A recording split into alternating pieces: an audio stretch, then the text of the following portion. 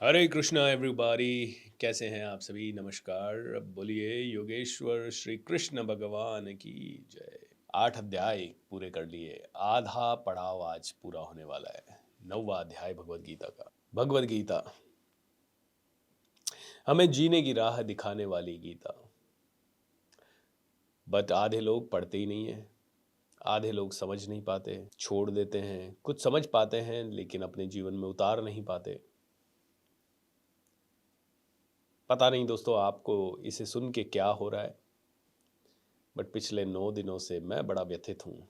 मैं बड़ा अ, चिंतन में हूँ। चिंतन ये है कि अध्याय 9 में भी इसके बारे में बहुत अच्छे से बात की है। चिंतन ये है कि जब जड़ को पानी पिला के पत्ते तक भी पानी पहुंचाया जा सकता है, जड़ को सींचा जाए, ये अध्याय 9 की लर्निंग है। जड़ को सींचा जाए तो तने को भी पानी मिलता है, शाखाओं को भी पानी मिलता है, हर एक पत्ते को पानी मिलता है, चाहे ऊंचे से ऊंचा पत्ता क्यों ना हो, उसको भी बराबर पानी मिलता है। तो हम इतने मूर्ख क्यों हैं कि हम सिर्फ पत्तों पे ध्यान लगा रहे हैं। अध्याय 9 इसी चीज का वर्णन करता है। परम गुह्य ज्ञान, सबसे ज्यादा अच्छा ज्ञान और सबसे अच्छा, सबसे पावरफुल ज्ञान। भगवान श्री कृष्ण कहते हैं 9वें अध्याय में कि भैया आपको मेरा ध्यान करना है, क्योंकि हर चीज का आदि और अंत मैं हूं। तुम कर्म भी करो तो तुम खुद नहीं कर रहे हो, मैं कर रहा हूं। उन कर्मों का फल भी मैं दे रहा हूं। सृष्टि को भी मैं चला रहा हूं, प्रकृति को भी मैं चला रहा हूं। आप देख लो, आप जिसे आसपास की प्रकृति कह रहे हो उसके परे जाओ। सारे ग्रह हवा में लटके हुए हैं, सभी एक दूसरे के आगे पीछे घूम रहे हैं। फिर उन ग्रहों के भी परे जाओ तो और बड़ी गैलेक्सीज दिखेंगी, और आगे जाओ तो और एक से ज्यादा गैलेक्सीज दिखेंगी। बोले अनंत है ये, और ये जो अनंत है ये मैं हूं। और तुम सिर्फ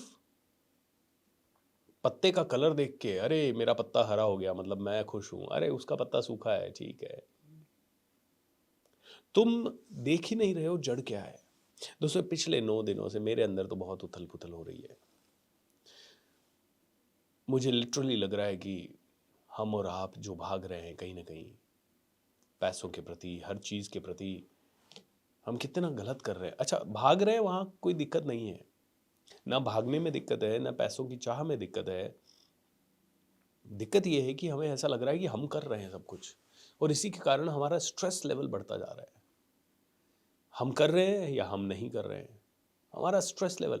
हम किसी भी चीज़ को पूजा की तरह नहीं कर रहे हैं, हम किसी भी चीज़ को ना आराधना की तरह नहीं कर रहे हैं, किसी भी चीज़ में हमें शांति नहीं मिल रही है, हर रोज़ हम अशांत हैं। तो भगवान श्री कृष्ण 9वें अध्याय में कहते हैं भाई तू अशांत क्यों है, तू इतनी सी बात क्यों नहीं समझ रहा कि मैं ही सब चीज़ हूँ और तुझे अंत में मेरे पास आना है। तो तू इतना बेवकूफ़ क्यों है कि अंत पे दिमाग लगाए बिना तू सारे काम किए जा रहा है। जब तुझे मुझसे मिलना है, when you are supposed to meet me only, तो फिर जब तेरा लक्ष्य, परम लक्ष्य तेरी आत्मा का वही है कि मुझे प्राप्त करना, तो तू छोटी चीजों में क्यों उलझा हुआ है। बहुत चिंतन करने वाली बातें हैं, बहुत गहराई वाली बातें हैं, बहुत सोचने वाली बातें हैं। कौन सोच रहा है, कौन सिर्फ आके सीख रहा है और कौन सोच रहा है ये तो मुझे नहीं पता, लेकिन बहुत सोचने वाली बातें हैं। एक चीज जो 9वें अध्याय से मुझे समझ में आती है वो है कि धर्म। अब धर्म का उद्देश्य क्या है, धर्म बनाया क्यों गया, ये रीति रिवाज बनाए क्यों गए कि भाई मस्जिद में जाओ, नमाज पढ़ो, चर्च में जाओ, मास में जाओ, गुरुद्वारे में जाओ, मंदिर में जाओ, पूजा करो, तिलक लगाओ। ये सभी चीजें बनाई क्यों गई। इनका उद्देश्य ये नहीं था कि मनुष्य को बांटना, इनका उद्देश्य है भक्ति में लीन करना एक इंसान को। एंड ये 90वें अध्याय में कहते हैं, भगवान कहते हैं कि भैया मेरे तक पहुंचने का मार्ग है भक्ति, मेरे तक पहुंचने का मार्ग है भक्ति। तूने धर्म को भक्ति छोड़ के सब कुछ बना दिया है। धर्म का उद्देश्य है भक्ति, कि भाई ठीक है तुम यहाँ हो, तुम इस जगह पे हो, इस जगह पे तुम्हारे पास ये वाली सुविधा है, इस तरह से भक्ति कर लो भाई। तुम कहीं और हो, किसी और तरह से भक्ति कर लो। तुम अमेरिका में पैदा हुए हो, तुम्हें नहीं पता कि इंडिया में, नेपाल में या बांग्लादेश में कैसे भक्ति हो रही है, तो तुम कोई बात नहीं, वहाँ पे अमेरिका में जो तुम्हें समझ में आए उस तरह से भक्ति करो। तो वहाँ के किसी विद्वान को समझ में आया कि भाई चर्च जाना चाहिए, चर्च जैसी जगह बना दो, वहाँ से भक्ति हो। बोले तुम्हारे ये सारे साधन मैंने भक्ति के लिए बनाए, क्योंकि कर्म और भक्ति दोनों अगर मिल गए तो अपने आप तुम मुझ तक पहुंच जाओगे। लेकिन सिर्फ तुम कर्म ही करते रहे, भक्ति के रूप में कर्म नहीं किए, या कर्म को भक्ति नहीं माना और भक्ति के स्वरूप में मुझे याद नहीं किया, तो तुम कभी भी मुझ तक पहुंच नहीं पाओगे, तुम भटकते रहोगे। अब इसको थोड़ा सा हमारे जीवन से समझें। हमारा जीवन कैसा है, 1 मिनट के लिए समझिए। हमें किसी भी ऊंचाई पे पहुंचना है, हमें सीईओ बनना है, हमें आईपीएस ऑफिसर बनना है, आईएएस ऑफिसर बनना है, हमें राजनेता बनना है, जो भी हमें बनना है, क्या वो बिना भक्ति के संभव है? कर्म तो बहुत लोग कर रहे हैं, कई लोग राजनेता बनने के लिए कोशिश कर रहे हैं, कई लोग आईएएस बनने के लिए कोशिश कर रहे हैं, कोचिंग में भी जा रहे हैं, 10 घंटे पढ़ भी रहे हैं। लेकिन असल में बन कौन रहा है? असल में बन कौन रहा है? जो एक भक्त है, जो मतलब उसी में डूबा हुआ है, जो जिसको अर्जुन को जैसे मछली की आंख दिख रही थी, वैसे ही उसको उसके अलावा और कोई लक्ष्य दिख ही नहीं रहा है। भगवान कहते हैं तुम मनुष्यों के लिए क्या इतनी सी बात समझना मुश्किल है कि हर चीज धर्म के रास्ते से ही होगी। लेकिन आपका धर्म क्या है? आपका धर्म है जो आप कर रहे हो उसे पूर्ण रूप से भक्ति के रूप में करना। तो उसके बाद तुमने अगर भक्ति की तरह से की, तो तुम्हें सिर्फ उस एक चीज का स्मरण रहा, बाकी सब तुम भूल गए। और तुम पैसों को भूल गए। तुम पैसों को भूल जाओ, पैसों पे दिमाग मत लगाओ। तुम भूल जाओ तुम्हारे परिवार में क्या कमी है क्या नहीं है, उसको भूल जाओ। तुम ये भूल जाओ तुम्हारा सोशल स्टेटस क्या है। तुम ये भूल जाओ तुम्हें शादी ब्याह कैसे करने हैं। तुम ये भूल जाओ कि तुम्हें घर कैसा बनाना है। ये सब चीजें भूल जाओ। तुम सिर्फ एक चीज पे फोकस रखो, जिसकी भक्ति करो। और वो क्या है? मुझे इस समय मेरे काम की भक्ति करनी है। मेरा ये काम है, ये कर्म है मेरा। इसमें अगर मैं पूरी तरह से रम गया, भक्ति कर ली, तो क्या मेरे पास पैसा नहीं आएगा? आएगा। क्या मेरा घर अच्छा नहीं बनेगा? बनेगा। क्या मेरे सब कुछ अच्छे नहीं होंगे? होंगे। तो भगवान श्री कृष्ण कहते हैं अंतिम लक्ष्य पे फोकस करो। अंतिम लक्ष्य। सो वो अंतिम लक्ष्य क्या है? तुम मेरे लेवल पे अगर सोचे तो अंतिम लक्ष्य तेरा मैं हूं। हु इज द अंतिम लक्ष्य? एंड इज परमात्मा से मिलन, मोक्ष। बोलते ये जन्म व्याधि जरा मृत्यु ये तो चलता रहेगा, ये तो इस मृत्यु लोक का है, मेरे वहां लोक में ये सब नहीं है। तो इसको वापस से अपने जीवन से कनेक्ट करें कि हम रोज लड़ते झगड़ते रहते हैं, यार पैसा कम है, ये कम है, वो कम है, वो कम है, और अरे हॉस्पिटल में पैसा लग गया, अरे वहाँ पैसा लग गया, अरे वहाँ पे ये हो गया, वहाँ पे ये हो गया। बोले ये तो तेरे जिंदगी भर चलते रहेंगे। आप और मैं मनुष्य हैं। हाँ, हो सकता है हम सबके आसपास ज्ञान का, बोलते हैं तुम्हारे ऊपर माया का पर्दा पड़ा है भाई, सब कुछ माया से ढका हुआ है। इसीलिए तुम शायद हो सकता है मुझे ना देख पाओ, और जिस चीज़ को तुम देख ना पाओ उसके लिए तुम प्रयत्न ना कर पाओ, उतनी तुम्हारी चेतना का विकास हो या ना हो।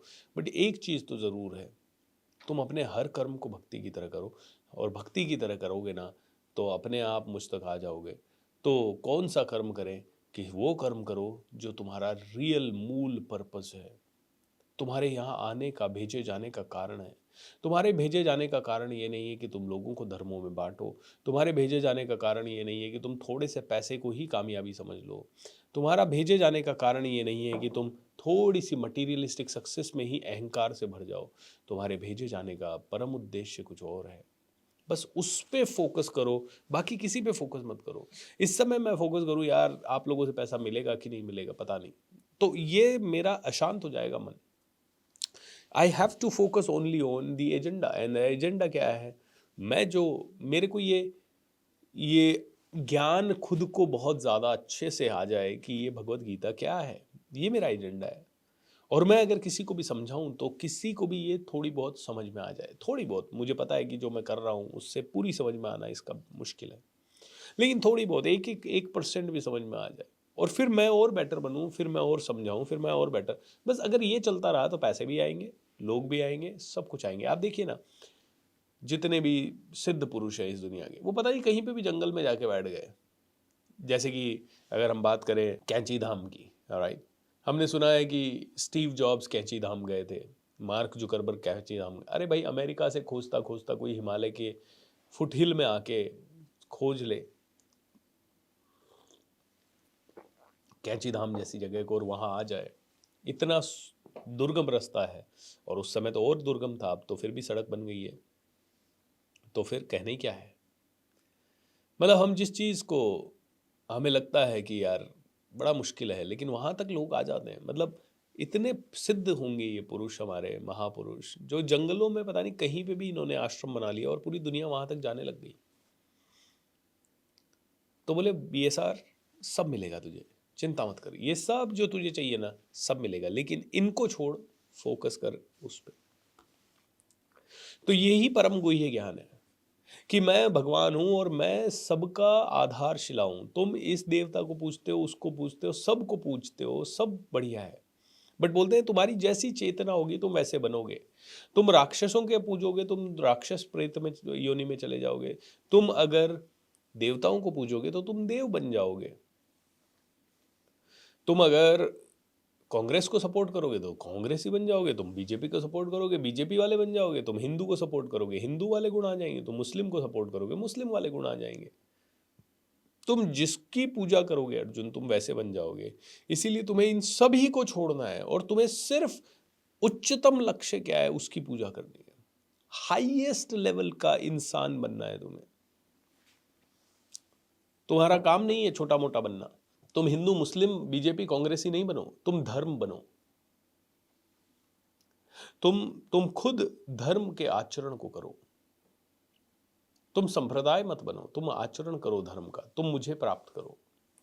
बिकॉज मैं ही हर चीज का आदि अंत हूं, और तुम मुझे छोड़ के तुम सिर्फ हिंदू मुस्लिम बनने में लगे हो।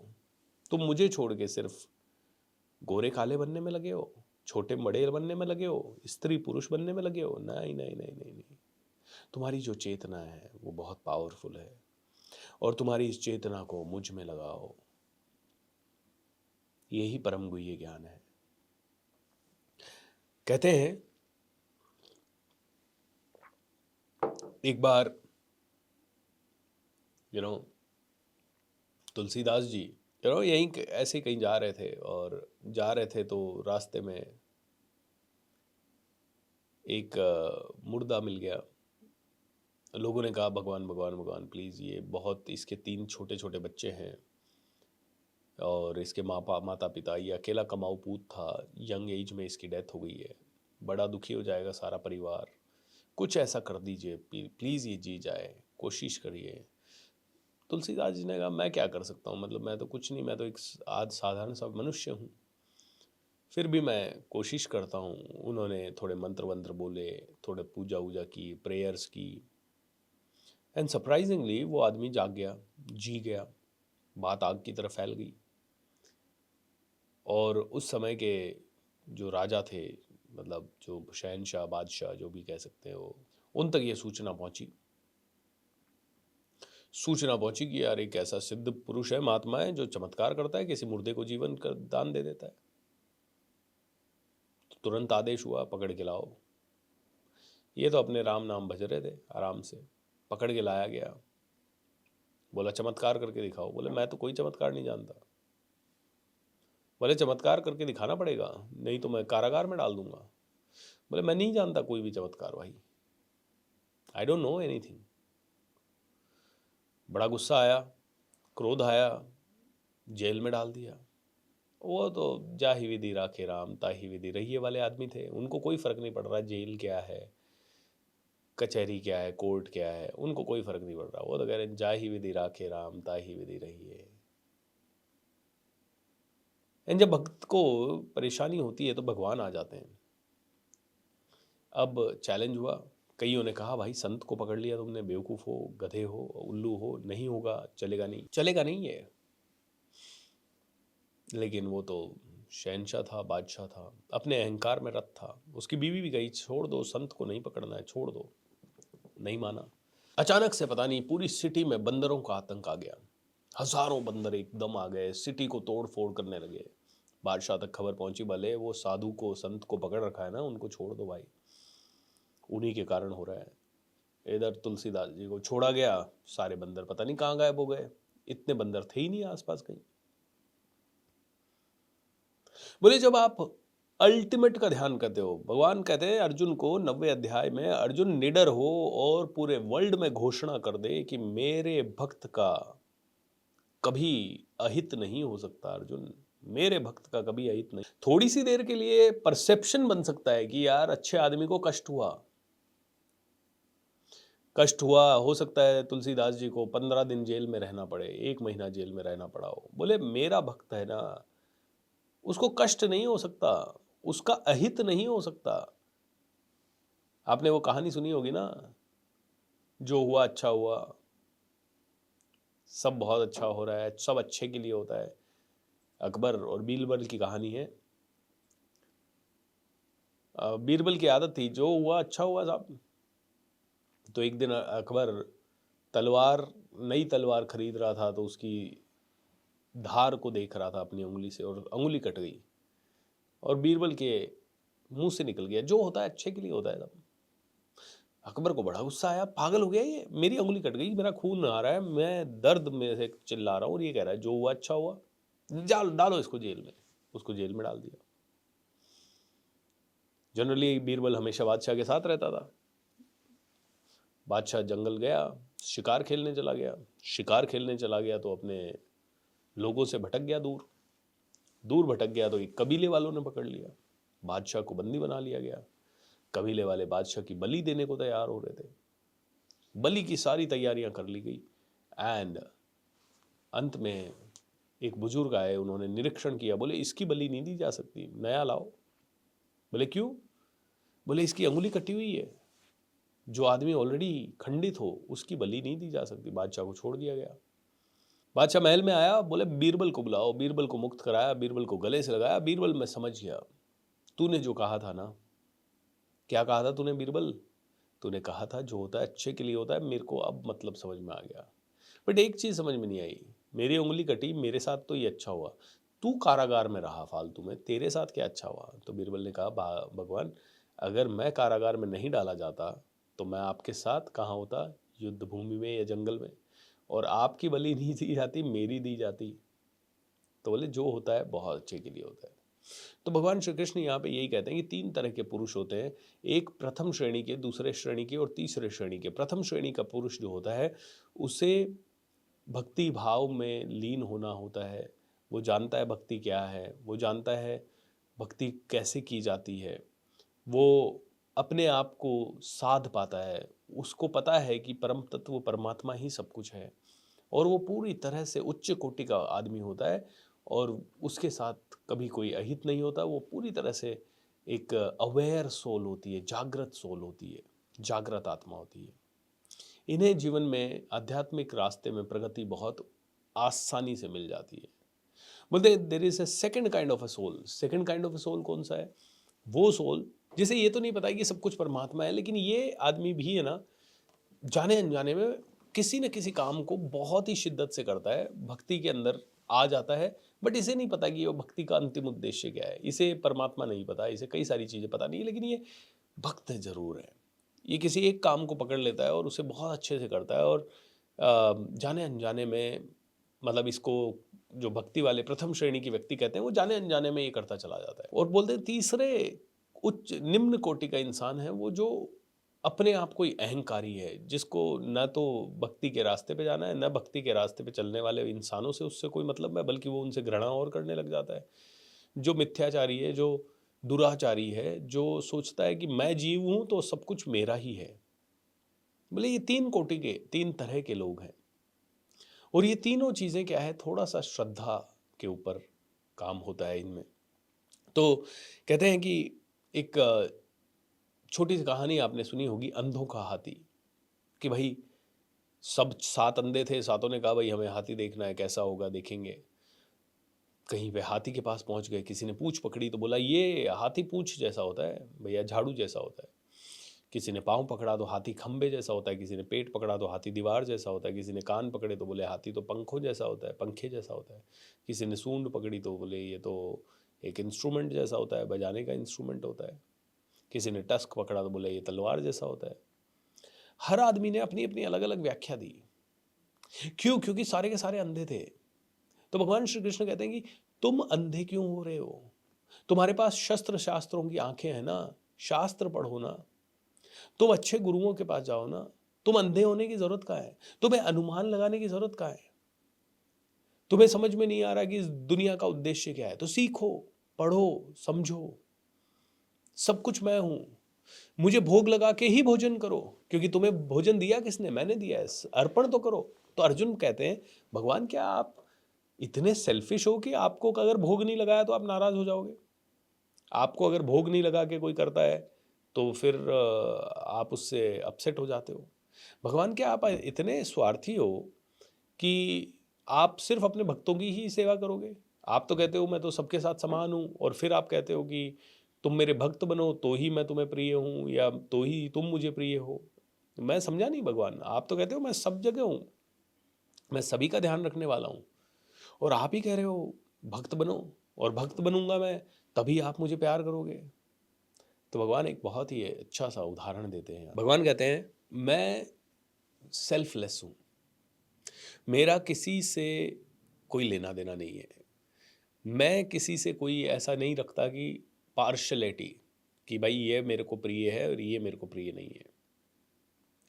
तो भगवान एक उदाहरण देते हैं कि मैं एक सीईओ हूँ और मेरे नीचे 10,000 लोग काम कर रहे हैं। मुझे क्या पता जो भी आ रहा है व्यक्ति, मेरा तो काम है चलाना। अब वो 10,000 व्यक्ति मेरे नीचे काम कर रहे हैं। अब उनमें से कोई आदमी ड्यूटी से जी चुराता है, टाइम पे नहीं आता है। कोई आदमी होता है जो टाइम पे आता है, अच्छा काम करता है। लेकिन कोई या कोई उनमें से होता है जो बहुत अच्छा काम करता है। जो बहुत अच्छा काम करता है उसको सीईओ क्या करेगा? प्रमोट करेगा। और अच्छा काम करता है उसको क्या सीईओ क्या बनाएगा? डायरेक्टर बनाएगा। और अच्छा काम करता है सीईओ क्या बनाएगा? वाइस प्रेसिडेंट बनाएगा। बोले मैं सीईओ हूं, मेरा किसी से कोई लेना देना नहीं है, लेकिन मुझे हर किसी को कर्मों का फल तो देना ही है ना। जो जैसे कर्म करेगा मुझे उसे वैसे फल देना है। तो मेरी किसी में आसक्ति नहीं है कि ये मेरा परम भक्त है, ये नहीं है, ये वैसा है। बोले मैं जो तुझे कह रहा हूं कि भाई मैं भक्तों को ज्यादा ध्यान देता हूं, तो उसके पीछे रीजन है। उनके जो फल हैं बस मैं उसको उनको दे रहा हूं, that's it. I have nothing to do with भक्त और अभक्त। मैं कोई अटैच नहीं हूं ना, मैं कोई प्रसाद का भूखा हूं कि मुझे भोग लगाओगे, मैं खाऊंगा, फिर तुम खाओगे। बोले ये सब तो मेरा है, तुम मुझे क्या दोगे? भाई भोजन भी मेरा है, सब कुछ मेरा है, सब मैंने बनाया है, सृष्टि मैंने बनाई है, प्रकृति मैंने बनाई है, सब कुछ मैं बना रहा हूं, और तुम कह रहे हो कि तुम्हारा ही भोजन तुम्हें। भैया भोजन का भूखा नहीं हूं मैं, भगवान भाव का भूखा है। बोले भाव, तुम काम तो कर रहे हो लेकिन तुम्हारा भाव पूजा वाला है क्या? तुम पूजा वाले भाव से काम करोगे, तुम्हारा परफॉर्मेंस दिख के आएगा, मुझे तुम्हें उच्च क्वालिटी का फल देना ही पड़ेगा। महाभारत का युद्ध समाप्त हो गया, महाभारत का युद्ध समाप्त हो गया, सभी का अंतिम संस्कार वगैरह कर दिया गया, सब कुछ हो गया। एंड युधिष्ठिर भगवान श्री कृष्ण मिलने के लिए जाते हैं, और देखते हैं कि श्री कृष्ण भगवान मेडिटेशन में बैठे हैं। एंड अचानक से युधिष्ठिर जी पूछते भगवान आप किसकी मेडिटेशन कर रहे हो, आप किसका ध्यान कर रहे हो? बोले मैं मेरे भक्त का ध्यान कर रहा हूं। बोले what do you mean by that? कौन है भक्त आपका? बोले सब लोग, सबका क्रियाकर्म वगैरह हो गया, सब कुछ हो गया, लेकिन अभी भी युद्ध भूमि में एक आदमी पड़ा हुआ है जिसने अभी प्राण नहीं त्यागे हैं, और वो सिर्फ मुझ में ध्यान लगाए हुए हैं। वो है भीष्म पितामह। बोले वो मेरा ध्यान कर रहे हैं तो मैं उनकी चिंता कर रहा हूँ। एक सीईओ इम्पार्शल है, लेकिन वो देखता है कि कोई आदमी पिछले 10 सालों से लगातार बहुत प्रयत्न करके आगे ला रहा है। आज अगर वो थोड़ी पीड़ा में है तो सीईओ कहते हैं यार भाई वो आज दिखाई नहीं दिया, क्या हो गया? बोले वो अचानक से मुझे ध्यान आता है अर्जुन। समझना पड़ेगा, ये भगवत गीता है ना, हमारे जीवन का सार है। हमारे जीवन में एक एक चीज जो हो रही है ना, उसको हमें इससे रिलेट करना है, तो हमारा जीवन अच्छा हो पाएगा।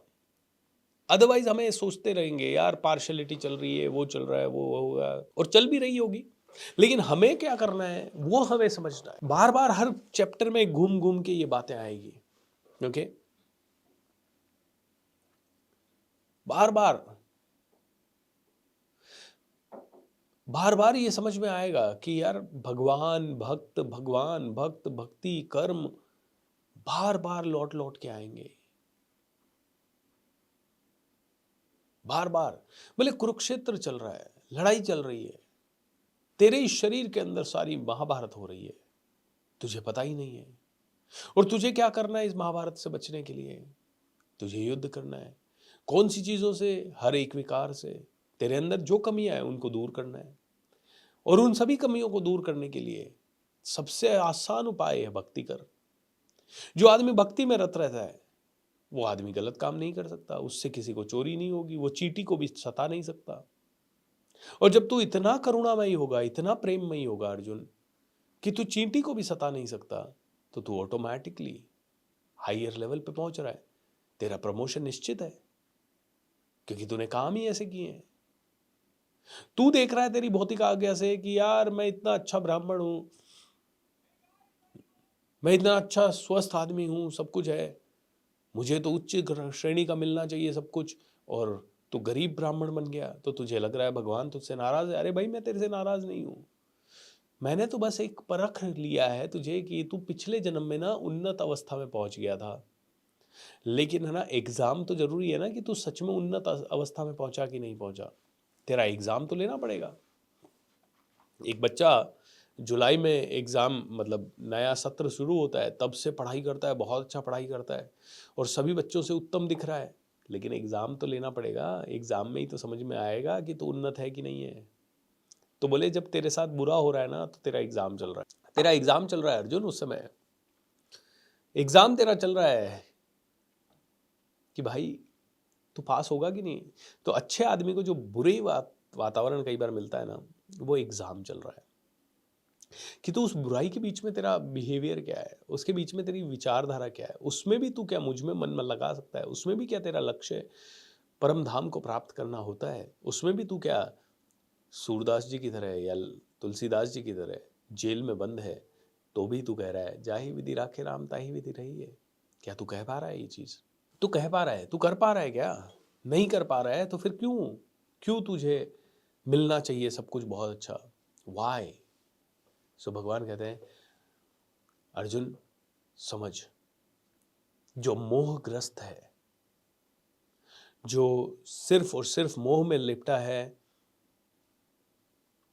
उसके सभी काम निष्फल हो जाते हैं, उसके सारे काम बेकार हो जाते हैं अर्जुन। मोह त्यागना होगा, चीजों का मोह है, पैसों का मोह है, और ये सारी एनर्जी कहाँ लगानी होगी? ये सारी एनर्जी लगानी होगी अपने परम लक्ष्य पे। आपको इस जीवन का परम उद्देश्य और परम लक्ष्य क्या समझ में आता है मुझे नहीं पता। मुझे जो समझ में आया है, मुझे ये समझ में आया है कि मेरे जीवन का परम उद्देश्य है, मुझे नहीं पता भगवान को तो मैं प्राप्त कर पाऊंगा या नहीं, मेरे जीवन का परम उद्देश्य है जो मुझे मिला है भगवान की तरफ से वो सब देके चला जाऊं, ताकि उससे कई लोगों का हेल्प हो सके। मुझे जितना समझ में आया उतना सबको समझ में आ जाए, जो जो मैं कर सकूं इस दुनिया के लिए वो मैं कर दूं। तो कई बार कहते हैं भगवान कि भाई दुनिया के लिए तुम करोगे तो क्या तुम्हें सब कुछ मिल जाएगा? शायद नहीं मिलेगा। तुम्हें ये अहंकार भी हो सकता है मैंने किया, बस वो अहंकार ना हो, अहंकार रहित हो जाओ और सब कुछ देके जाओ, क्योंकि प्रकृति का नियम है, संसार का नियम है, भगवान का नियम है कि भगवान भी जब आए तो वो खुद इंसान थे, और इंसान के रूप में जब जब भगवान आए उन्होंने दुनिया को दिया। और दूसरी चीज, तो अर्जुन कहता है कि भगवान, अब आपने ये कहा, ये हजारों सालों पहले से कहा हुआ है, आपने कहा कि मैंने सूर्य को बताया, सभी को बताया, और आप मुझे भी बता रहे हो, लेकिन इतने सालों में ये फिर से आदमी तो अंधा हो जाता है, फिर आदमी वैसे ही जीता है, उसी तरह से माया के अंदर बन जाता है। तो भगवान, इसका कोई आदि अंत है कि नहीं है? उसका कोई मतलब, ये बार बार आप तो गायब हो जाते हो, ऐसा क्यों होता है? अच्छा, आप हो अभी मेरे साथ हो, मैं तो आपको पहचान पाया, लेकिन ये दुर्योधन वगैरह कोई भी नहीं पहचान पाते आपको, ऐसा क्या रीज़न है? तो भगवान कहते हैं कि देखो, जब एक विद्वान आदमी मूर्खों के बीच में रहता है, तो मूर्खों को लगता है ये हमारे जैसे ही ये भी महामूर्ख है, और मूर्खों को ऐसा लगता है कि हम विद्वान हैं और ये बेवकूफ़ है। बोले इसीलिए मैं यहाँ हूँ, सबके सामने हूँ, लेकिन दुर्योधन ये नहीं मान रहा कि मैं हूँ, मेरा उपहास कर रहा है, मेरा मजाक उड़ा रहा है। मेरे बुआ का बेटा शिशुपाल मेरा मजाक उड़ा रहा था, मुझे गालियां दे रहा था। शिशुपाल का मैंने वध कर दिया, उसके बाद भी लोगों को समझ में नहीं आ रहा कि मैं कौन हूं। लोगों की बुद्धि में पर्दे पड़े हैं भाई अर्जुन, लोगों की बुद्धि में पर्दे पड़े हैं, और ये बुद्धि के पर्दों को हटाना है। तो इस बुद्धि के पर्दों को हटाने के लिए आदमी को हायर कॉन्शियसनेस पे आना पड़ेगा, हायर लेवल की चेतना के स्तर को कंटिन्यू पावरफुल बनाना होगा।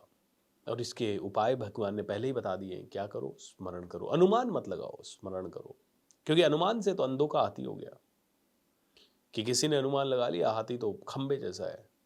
भगवान तो ऐसे ही हैं, और हर आदमी अनुमान लगा रहा है। भगवान तिलक लगाने से प्रसन्न होंगे, भगवान माला पहनने से प्रसन्न होंगे, भगवान ऐसी टोपी लगाने से प्रसन्न होंगे, 5 बार नमाज पढ़ने से प्रसन्न होंगे। भाई तुमने 5 बार नमाज तो पढ़ ली, लेकिन शाम को आके बकरा खा रहे हो, मतलब क्या है? अब दोनों कॉन्ट्राडिक्टरी है कि नहीं है? धर्म की किसी किताब में तो ये नहीं लिखा हो सकता मेरे हिसाब से। मैंने नहीं पढ़ी है कुरान, न मैंने बाइबल पढ़ी है, तो मैं ये नहीं बता सकता। बट आप दिन भर तो भगवान के लिए, ईसा मसीह कितना करुण होंगे, 1 मिनट के लिए सोचते हैं। उनके हाथों में कीलें ठोकी जा रही है, पाँव में कीलें ठोकी जा रही है, और उनके करुण हृदय से एक ही पुकार है, भगवान इनको माफ कर देना।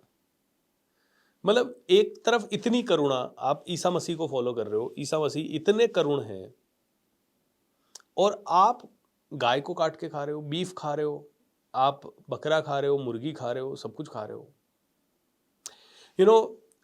हजरत मोहम्मद पैगंबर जी के बारे में मैंने एक कहानी पढ़ी कि वो एक गली से जाया करते थे, और एक महिला उनसे बड़ी नफरत करती थी, तो रोज वो वहां से निकलते थे और उनके ऊपर कचरा डालती थी, रोज कचरा डालती थी, रोज कचरा डालती थी, रोज कचरा डालती थी।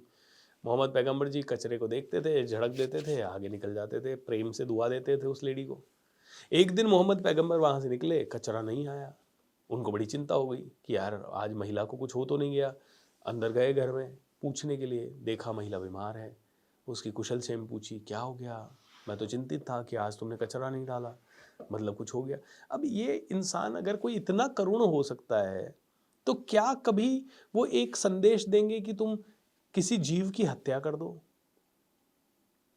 हो ही नहीं सकता, इम्पॉसिबल है, इम्पॉसिबल है, ये हो ही नहीं सकता। करुणा एंड प्रेम, यही सिखाया है धर्म के सभी पैगंबर्स ने, चाहे वो किसी भी धर्म का क्यों ना हो। मैंने सुना है, और ये कि भाई किसी को कुछ छोड़ना होता था पहले, किसी को शराब छोड़नी है, तो वो क्या करता था, भगवान के जाके उस शराब की बोतल को रखे आता था कि भाई भगवान आज से मैं इसे छोड़ रहा हूं।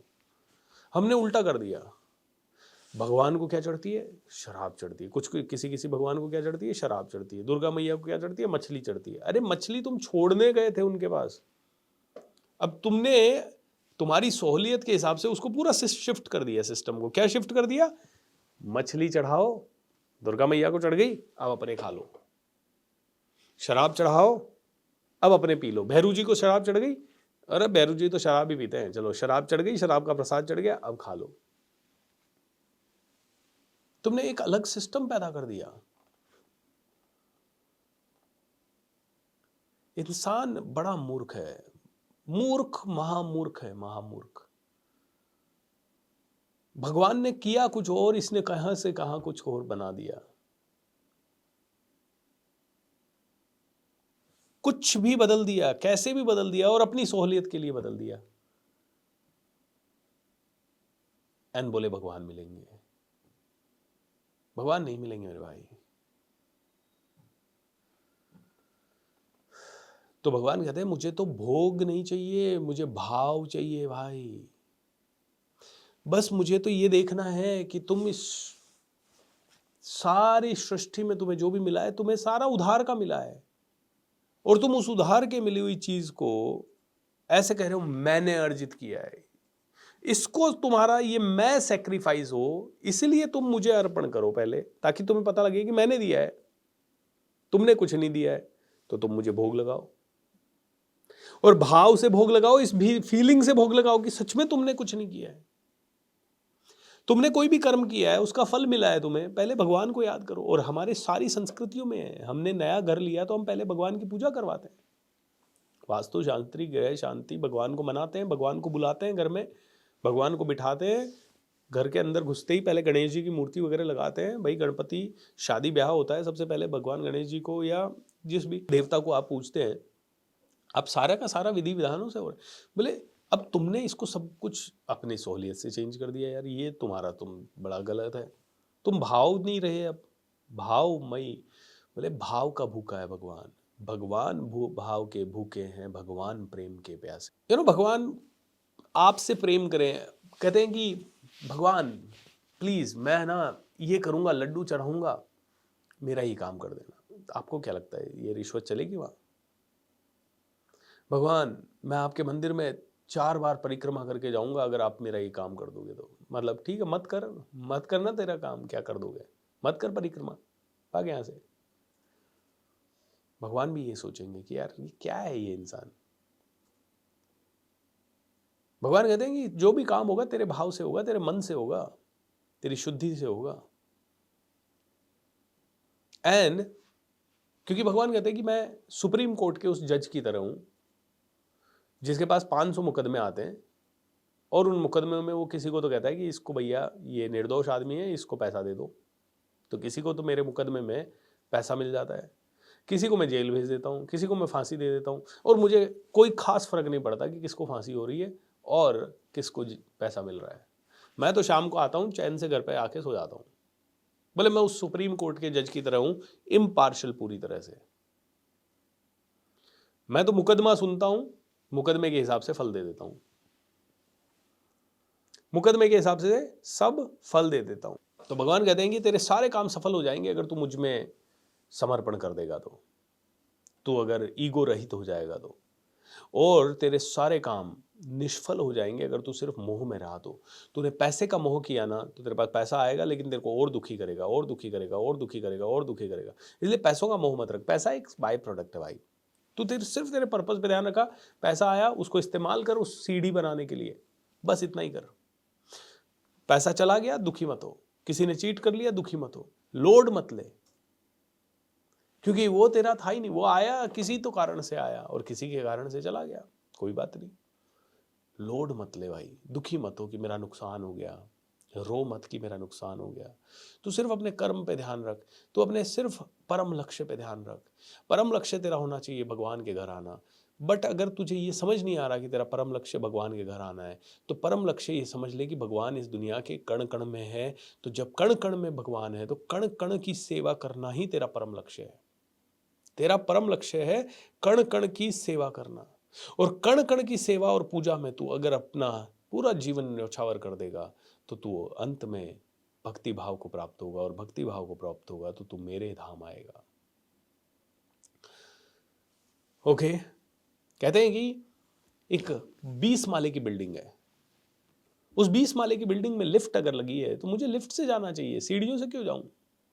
बोले तेरा प्रॉब्लम एक अलग है, पहले तू पैसा कमाएगा, फिर तू उस पैसे से तेरी फैमिली को सिक्योर करेगा, फिर तू भक्ति करेगा, फिर तू शायद पूजा पाठ करने की कोशिश करेगा, फिर तू थोड़ा बहुत अपने लाइफ को अध्यात्म में अपग्रेड करेगा, फिर तुझे अगले जन्म में फिर से ये प्रक्रिया दोहरानी पड़ेगी, फिर तेरा फिर टेस्ट होगा, फिर तेरे को दोहराने, ऐसे तेरे को 1000 जन्म लेने पड़ेंगे। भाई तू सीढ़ियों से क्यों जा रहा है?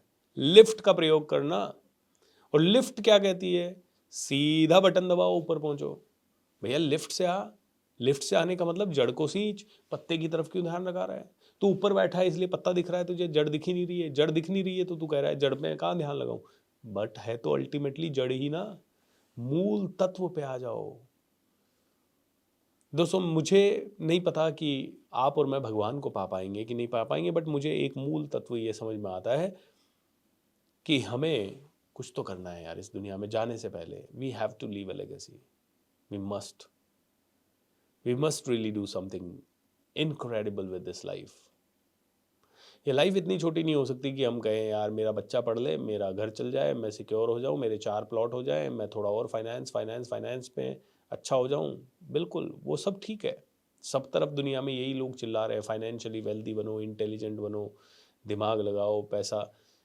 वो इसलिए क्योंकि इंसान हर जगह पैसा ही पैसा खोज रहा है, तो फिर ऐसे लोग भी मिलेंगे उसे जो उसे पैसा के लिए गाइड करेंगे। हम भी गाइड करते हैं, हमारे भी शाम के प्रोग्राम में आप आओगे तो सब में पैसे की बात होती है, ग्रोथ की बात होती है, लेकिन वो भौतिक ग्रोथ है। अल्टीमेट ग्रोथ क्या है? अल्टीमेट हैप्पीनेस क्या है? Ultimate happiness is to serve the others. सेवा। बोलते हैं भक्ति को भी आसानी से समझना है तो सेवा करो, सेवा में मेवा मिलेगा। तो सेवा में मेवा मिलेगा। तुम अगर दान दे रहे हो तो ये मत सोचो कि तुम दान दे रहे हो, तुम ये समझो कि मुझे भोग लगा रहे हो। तुम ये अहंकार से नहीं, मेरा नाम है आया क्या लिस्ट में, मेरी तख्ती लगी क्या, तो वो दान नहीं है। तुम दान ये देख के सोचो कि मैंने कमाया और मैं दान दे रहा हूं, तो तुम गलती कर रहे हो। तुम दान भी दे रहे हो तो ऐसे दो कि प्रभु का था और प्रभु को दे दिया। दीन दुखियों की सेवा में ही प्रभु है। बोलते हैं सेवा कर भाई, सेवा करेगा तो तू मुझसे मिलेगा। तो अर्जुन निडर होके ये अनाउंसमेंट कर दे, मेरे भक्त का कभी अहित नहीं हो सकता। तो दोस्तों, जो भी इंसान भाव से भगवत प्राप्ति के लिए, भगवान के लिए, या यू नो अपने लक्ष्य की प्राप्ति के लिए कर्म करता है, वो हमेशा हर सीईओ का प्रिय होगा, वो हर जज का प्रिय होगा, वो भगवान का प्रिय होगा। एंड उसे हमेशा वो मिलेगा जो उसकी जीवन को आगे बढ़ा सकता है। बोलिए योगेश्वर श्री कृष्ण भगवान की जय। दोस्तों, एक एक अध्याय को समझना बहुत जटिल है, सच बताता हूं, क्योंकि घूम घूम के वही बातें आती है, लेकिन अलग अलग तरह से आती है और अलग अलग भाव में आती है। और हम सेकंड अध्याय में ये चर्चा कर चुके हैं कि गीता का सार है। क्या है गीता का सार? कि कर्म उच्चतम क्वालिटी के हों, ब्राह्मण कर्म हो। तो हमें भी ब्राह्मण तत्व को प्राप्त करना है, हमारी बुद्धि को जगाना है, हमारी बुद्धि को हाईएस्ट लेवल पे लेके जाना है। और ये बुद्धि को हाईएस्ट लेवल पे ले जाने का छोटा छोटा प्रयत्न हो रहा है। कौन से श्लोक में क्या गया है, कहा गया है, मुझे नहीं पता। मुझे इतना पता है कि कौन से चैप्टर में क्या कहा गया है। हर एक श्लोक पढ़ना मेरे लिए मुश्किल है, लेकिन हर एक चैप्टर के सार को समझना ये मेरे लिए आसान है। और मैं वो ही समझाने का आपको प्रयत्न कर रहा हूं कि ultimate level of happiness is never going to be in the materialistic world. तो लोभ ना करें, छोटा ना सोचें, एवरेज ना रहें, अपने आप को हाईएस्ट लेवल पे ले जाएं, जीवन को सादा बनाएं, सरल बनाएं। जीवन जटिल नहीं है, हमने जटिल बना दिया है। हम गीता को समझेंगे धीरे धीरे धीरे धीरे धीरे धीरे धीरे धीरे, सेवा मार्ग से, भक्ति मार्ग से, ज्ञान मार्ग से, कर्म मार्ग से, निष्काम कर्म योग से हम अपने जीवन को साध सकते हैं। कोई प्रश्न हो इससे रिलेटेड तो एक बार पूछ लीजिए।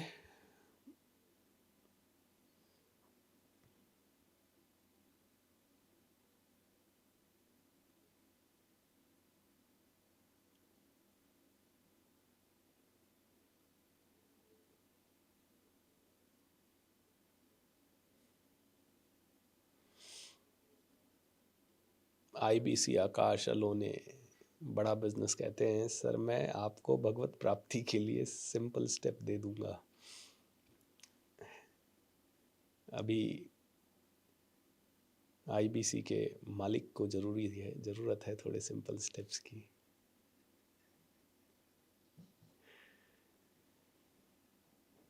ओम नमः शिवाय। परमात्मा हमारा बाप है, पिता है और उससे कुछ नहीं छिपा है, लेकिन वो सर्वव्यापी नहीं है, कण कण में नहीं है। जितेंद्र जी, मुझे नहीं पता कौन इसके बारे में क्या कह रही है, मैं तो सिर्फ भगवत गीता इसके बारे में क्या कह रही है उससे कह रहा हूँ। आप कह रहे हैं ब्रह्म कुमारी ये कहती है कि परमात्मा कण कण में नहीं है। अब ये ब्रह्म कुमारी जी ने ये कहाँ से ज्ञान प्राप्त किया है मुझे नहीं पता। मैं तो एक ग्रंथ पढ़ रहा हूँ भगवत गीता, मैं उसी को समझना चाह रहा हूँ और उसके हिसाब से ये व्याख्या कर रहा हूँ। एंड देखिए, हर आदमी अपने अपने हिसाब से व्याख्या करता है। हर किसी की समझ का स्तर, शायद हमारी समझ का स्तर अभी उतना नहीं है जितना ब्रह्म कुमारी का है। वो ये क्यों कह रहे हैं उसको हमें और समझना पड़ेगा। बट यहाँ पे मैं थोड़ा सा और ज़्यादा पावर, मुझे जो समझ में आ रहा है मैं आपको बता रहा हूँ, सो प्लीज़ डोंट माइंड। कोई हमारे दिल को हमेशा चोट पहुंचाए तो क्या करें? वो करें जो कृष्ण ने किया। 100 बार माफ करें, 101वीं बार गला काट दें।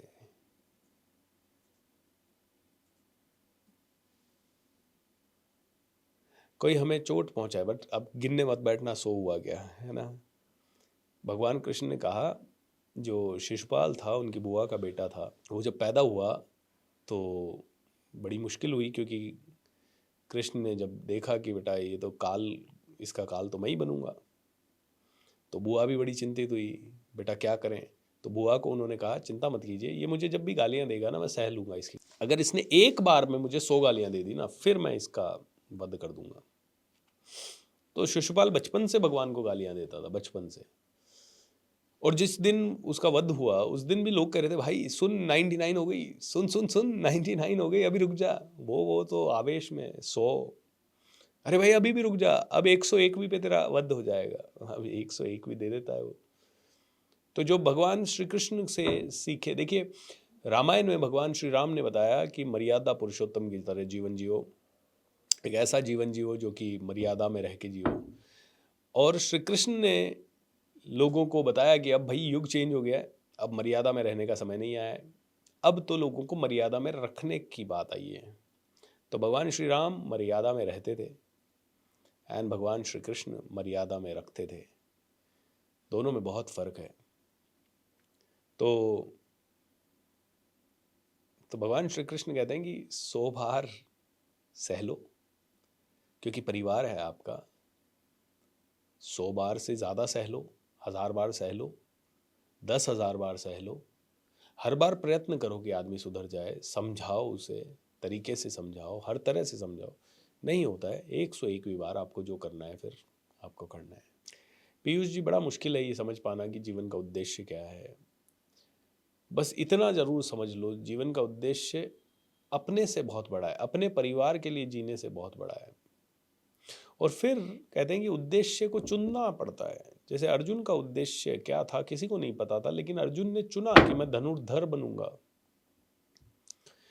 भीम ने चुना कि मैं गदाधारी बनूंगा। तो ये चुनाव होता है। और वो चुनाव में धनुष भी तब उठना चाहिए जब दुनिया के लिए धर्म की स्थापना करनी हो, और गदा भी तब उठना चाहिए जब धर्म की स्थापना करनी हो। और धर्म क्या है? सही मार्ग पे चलना। सही मार्ग क्या है? कि सभी लोग ये समझें कि कर्म करना होगा, लेकिन उनके फल हमारे नहीं है। हमें तो दिन रात काम करना है। हमें तो एक जीवन में जब से आँख खुले तब से परमात्मा की भक्ति में लग जाओ। और भक्ति कैसे करनी है? सेवा करते समय। तो कोई भी सेवा पकड़ लो, तुम्हें जानवरों की सेवा करनी है, तुम्हें लोगों को रोजगार देके उनकी सेवा करनी है, लेकिन तुम क्या करते हो? हर चीज़ को अर्थ से जोड़ते हो। तुम नाम सेवा सेवा जपते हो लेकिन तुम्हारा ध्यान अर्थ अर्थ होता है, मतलब पैसा पैसा पैसा पैसा होता है। बोले वो चीज़ ठीक नहीं है। हर एक व्यापारी सोचता है देखो मैं तो कितनी बड़ी सेवा कर रहा हूँ, मैं तो लोगों को रोजगार दे रहा हूँ। भाई ठीक है, तुम रोजगार दे रहे हो वो तो बात है, लेकिन तुम सच में क्या सेवा करने के भाव से रोजगार दे रहे हो? नहीं। तुम्हारा भाव है तुम्हारे भंडार बढ़ जाए, तुम्हारा घर बड़ा बन जाए, तुम्हारे तो सही कुछ भी नहीं है और गलत कुछ भी नहीं है पीयूष जी। आपको जो रास्ता समझ में आ जाए वो सही है, लेकिन वो सेवा का मार्ग हो, खुद से ऊपर हो, उसका उद्देश्य खुद से ऊपर हो।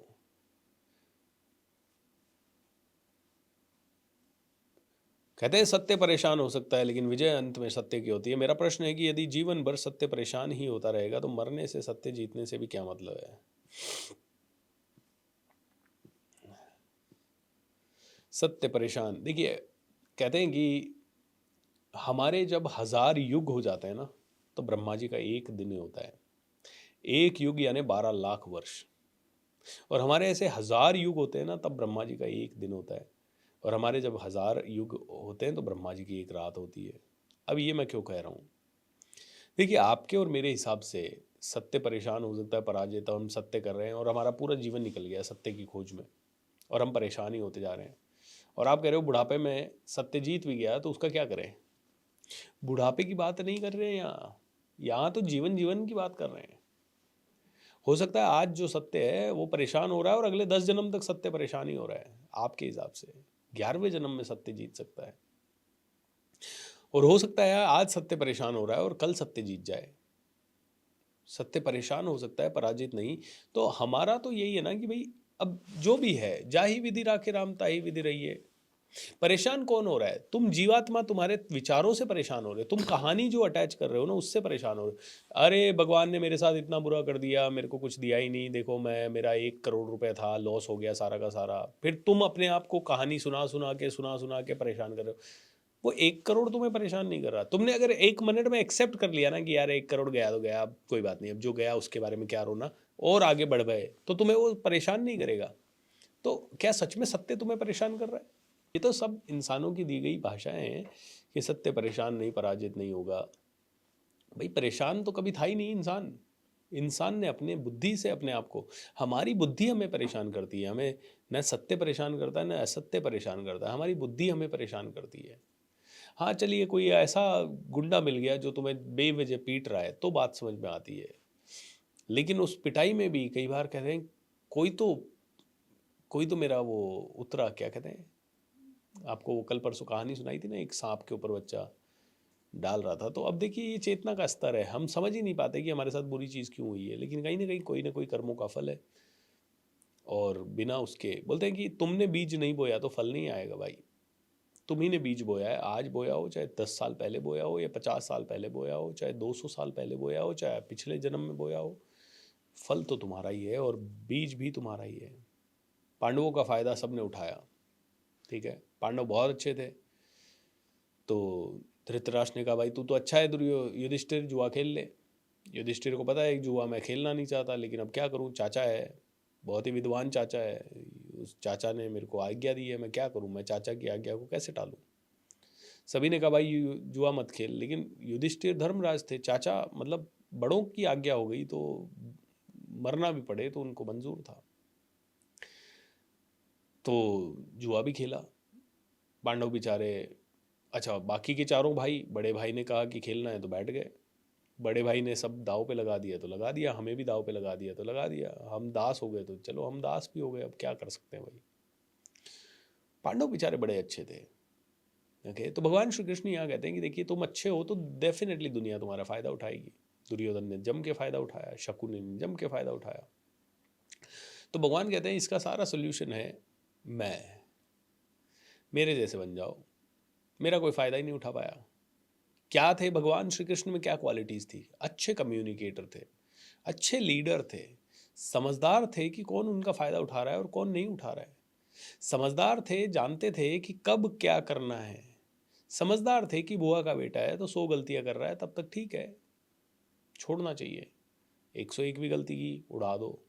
समझदार थे, अर्जुन को बोला भैया सुन, कर्ण को तू हरा नहीं पाएगा, लेकिन कर्ण अधर्म की तरफ खड़ा है,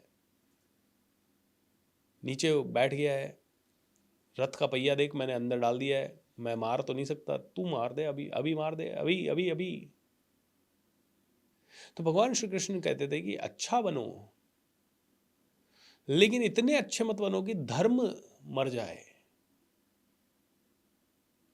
धर्म को नहीं मरने देना है, धर्म के रास्ते में जो खड़ा है वो मर जाए। तुम्हारी अगर बहुत ही हाईएस्ट लेवल की ड्यूटी और तुम सच में दुनिया का भला करने के लिए हाईएस्ट लेवल पे सेवा कर रहे हो, उसके बीच में कोई आए, वो मंजूर नहीं है। कृष्ण कहते थे पता लगा तुम अपना धर्म निभा रहे हो और बीच में कोई आ गया और तुम अच्छे बनने के चक्कर में धर्म को भूल गए और उसको खुश करने में लग गए, दैट इज रॉन्ग। तो भगवान श्री कृष्ण कहते हैं कृष्ण बनो, कृष्ण, कृष्ण के जैसे गुण लाओ। आज भी हजारों लाखों करोड़ों लोग ऐसे हैं जो दुनिया के लिए, देश के लिए, समाज के लिए, दूसरों के लिए जीते हैं, प्रकृति के लिए जीते हैं, कई हैं दोस्तों। वो बात अलग है कि अब कोई भी एजेंडा लेके चलता है तो हमें लगता है अरे इसका तो खुद का पर्सनल एजेंडा होगा, इसको तो पॉलिटिक्स में आना होगा, इसको तो इसमें आना होगा, इसको तो कोई अवार्ड चाहिए होगा। ये अब हमारी सबकी, देखिए मूर्ख आदमी दुर्योधन भगवान को कैसे देखेगा, जैसा वो खुद है। अच्छा ये कृष्ण जरूर कोई चाल चल रहा है, ये कृष्ण जरूर हमसे कुछ हड़पना चाहता है, वो भगवान को भी वैसे ही देखेगा ना। तो भगवान भी अगर इंसान के रूप में आए तो उनके साथ वैसा ही बिहेव हुआ जैसा कि किसी इंसान के साथ होता है, क्योंकि मूर्ख इंसान कभी भी बुद्धिमान इंसान को समझ ही नहीं सकता। वो तो उसको अपने आप को ही बुद्धिमान मानता है और दूसरे को मूर्ख मानता है।